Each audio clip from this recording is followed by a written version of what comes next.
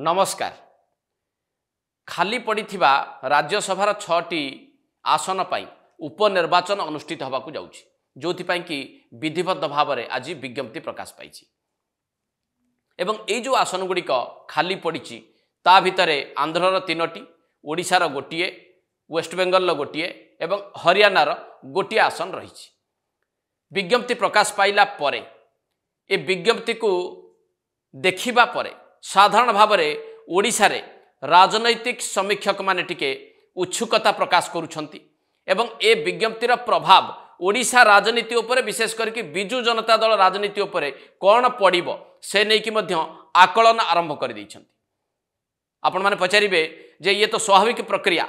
ओडिशार गोटे आसन खाली पड़ी तापाई उपनिर्वाचन हबो, एथिरे बिजु जनता दल राजनैतिक स्थिति उपर कौन प्रभाव पड़िबो, काहेकि ए प्रकार गोटे आलोचना आरंभ करा जाउछि बा याकू काहेकि एते उत्सुकतार सहित लोक माने चिंता करूछंती बा देखुछंती। मु आपनको खाली टिके मने पकई देबी जे बिजु जनता दलर 10 जन राज्यसभा सांसद थिले, सेमानक मध्यरु जणे अश्विनी वैष्णव जी बिजु जनता दल एवं भारतीय जनता पार्टी मिलित प्रार्थी भाव राज्यसभा को निर्वाचित होते एवं सी एवं केन्द्र में मंत्री रहिचंती। तांकू छाड़िबा परे बाकी 9 जन राज्यसभा सांसद बिजु जनता दल तरफ प्रतिनिधित्व करुले, किंतु यार भितरे से अवस्था आउ नाही। बिजु जनता दल राज्यसभा सांसदों संख्या ह्रास पाई चली।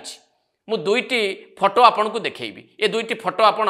देखिला परे निश्चित भाव में बुझीपारे जे कहीं राज्यसभा उपनिर्वाचन विज्ञप्ति प्रकाश पाइबा परे राजनैतिक महल में एने चर्चा आरंभ हो जाइए। प्रथम नजर पकातु ए दुईटी फोटो उपरे। प्रथम फोटोटी होउची जुलाई मास 2024 मसीहार, जेतेबेले संसद अधिवेशन आरंभ होबाकू जाउछि ता पूर्वरु बिजु जनता दलर 9 जन राज्यसभा सांसद एकाठी होइचंती बीजेडी सभापति नवीन पट्टनायक अध्यक्षतार होउतबा बैठक रे एवं दलर रणनीति स्थिर करूछंती। ये होउछि प्रथम फोटो रे आपण देखिचंती। द्वितीय फोटो रे आपण देखिले जे आउ बिजु जनता दलर सांसदों संख्या एटी ह्रास पाइछि। जदि आपण गणिबे एथिरे 7 जन उपस्थित अछंती, जहा एई नवेम्बर मासरे बिजु जनता दल तरफरु बिजु जनता दल सभापति जो बैठकटी डाकिथिले एई अधिवेशन पूर्वरु, जोथिरे 7 जन अछंती। कारण यार भितर 2 जन बिजु जनता दल सांसद जे कि राज्यसभा थिले सेमाने इस्तीफा देइचंती एवं दलरू इस्तीफा देइचंती एवं भारतीय जनता पार्टी से योगदान करिचंती। सेमानक भितरु जणे हेले ममता महांत जे पुनर्बार बीजेपी रु निर्वाचित होइकि जाइचंती राज्यसभा को। द्वितीय जन कहउचंती सुजीत कुमार, सी बिजु जनता दल राज्यसभा सांसद पदरू इस्तीफा देवा सहित बीजेडी रु इस्तीफा देइचंती एवं भारतीय जनता पार्टी योगदान करिचंती। अतएव बिजु जनता दल राज्यसभा सांसदों संख्या वर्तमान होची 7। आ ये दुईटी फोटो देखिबा परे एवं राज्यसभा उपनिर्वाचन विज्ञप्ति प्रकाश पाइबा परे काहींकि बिजु जनता दल नेतृत्व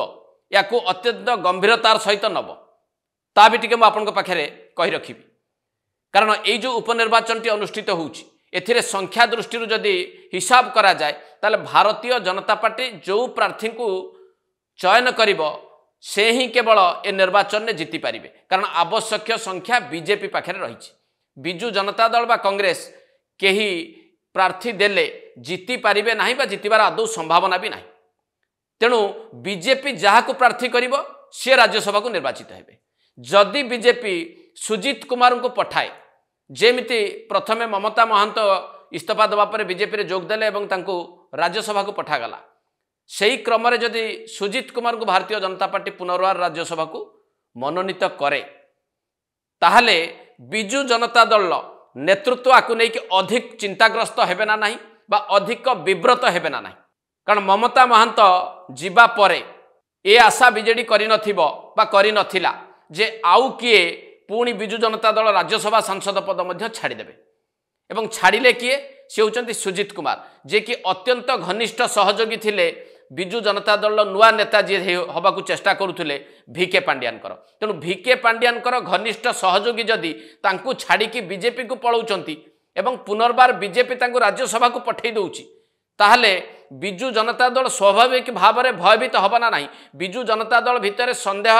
तैयारी हबना नहीं एवं ए संदेह वातावरण जेतेबेले बढ़िबो आगकू सेतेबेले बिजु जनता दल जो 7 जन राज्यसभा सांसद अछंती तांको भितरु आउ किए छाड़ी की पळेइबे ए प्रकार गोटे संदेह व्यक्त करिवे ना नाही बिजु जनता दल सभापति बा सुप्रीमो नवीन पटनायक एवं जहाँ साधारण भाव में लोकंक भितरे एबे चर्चा आलोचना चली जे आहुरी किछि सांसद बिजु जनता दल राज्यसभा सांसद जो मैंने रही से पद छाड़बार यथेष्ट संभावना रही से कौन से मुहूर्त पद भी छाड़ी पारती से किए जहा आकलन करा जाउची जहा को ऊपर लोकंकर नजर रही से भितर एभली किछि सांसद अछंती जो माने अधिकंतु भिके पांड्यानकर अत्यंत निकटतर व्यक्ति बोली कुहा जाउची बा सुनिबाकू मिलुची एबे आपण माने आश्चर्य हेबे जे काहेकि भिके पांड्यानकर निकटतर जो माने बा निकटतम सहयोगी जो माने से माने काहेकि तांकू छाड़ीबाकू चाहुचंती बा छाड़ीबा पई कोन समय रे निष्पत्ति नेई पारंती बोली आकलन करा जाउची दुई तीनोटी कारण अत्यंत स्पष्ट वर्तमान बिजु जनता दलर स्थिति जहा अछि ता उपरे सेमानकर भरोसा नाही वर्तमान बिजु जनता दल नेतृत्व जहां पाखे रही तांको उपरे मध्य बिजु जनता दल निर्वाचित राज्यसभा सांसदंकर अधिकंतु भरोसा नाही एवं बिजु जनता दल भविष्यत एवं सेमानकर राजनैतिक भविष्यत निज निज राजनैतिक भविष्यत ताकू नेकी मध्य सेमाने समस्ते संदिहान एवं महाराष्ट्र रे जहा घटिला जे महाराष्ट्र रे सबुठु प्रभावशाली नेता शरद पवार तांको दल को रक्षा करि पारले नाही उद्धव ठाकरे तांको दल को रक्षा करि पारले नाही तेणु बिजु जनता दल भविष्यत को लेकिन माने आकलन करेंगे ना नहीं आप चिंता करंतु एवं सबुठु अधिक भयर खोराक होती से मन जो मैंने भिके पांड्यानकर अत्यंत निकटतम बोली कहुच्छी जो मैंने जीवार संभावना रही बोली आकलन करा जाउची तार प्रमुख कारणटी है जे बीजेडी सबुठु प्रभावशाली नेता प्रणब प्रकाश दास जो भली परिस्थिति देखि वर्तमान गति करुछंती तांकर भाई गिरफ हवा परठारु क्राइम ब्रांच तदंत तांको विरोध में आरंभ हवा परठारु प्रणब प्रकाश दास कर भविष्यत कौन हम प्रणब प्रकाश दास जहाँ करिछंती अतीत जदि सेथिपाई सी दंडित हुअंती ताले तांकर जो माने घनिष्ठ सहयोगी बा भिके पांड्यानकर जो माने घनिष्ठ सहयोगी बा भिके पांड्यान एवं प्रणब प्रकाश दास को टीम रो जो सदस्य माने बिजु जनता दल को हाईजैक करके रखिथिले सेमानकर भविष्यत कौन हेई पारे तेणु एभली एक भय वर्तमान बीजेडी को संपूर्ण भाव में आच्छादित करिछि आउ एई समय रे जेतेबेले पुणी गोटे राज्यसभा पदवी पाई उपनिर्वाचन विज्ञप्ति प्रकाश पाई सेतिक बेले बिजु जनता दल जो राज्यसभा सांसद 7 जन रही जाइछंती सेमाने कौन करिवे आपण टिके चिंता करंतु एवं जहा लोकमानक भितर चर्चा चली राजनैतिक पर्यवेक्षक महल जहा आशा करुछंती से आज नहब ताकू आमे खंडन करि परिबा कि आ जदि सेया हुए ताहले भाबंतु जे गोटिए फटोरे 9 देखिले द्वितीय फटोरे 7 देखिले तेणु आसंता फटोटी देखिला बेलू बिजु जनता दल राज्यसभा सदस्यों संख्या केते थिबो एट शेष करबा आज एडिटोरियल को नमस्कार।